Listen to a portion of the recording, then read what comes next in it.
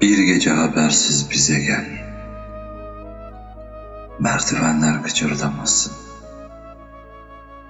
Öyle yorgunum ki hiç sorma. Sen halimden anlarsın. Sabahlara kadar oturup konuşalım. Kimse duymasın. Mavi bir gökyüzümüz olsun. Kanatlarımız dokunarak uçalım. İnsanlardan buz gibi soğudum. İşte yalnız sen varsın.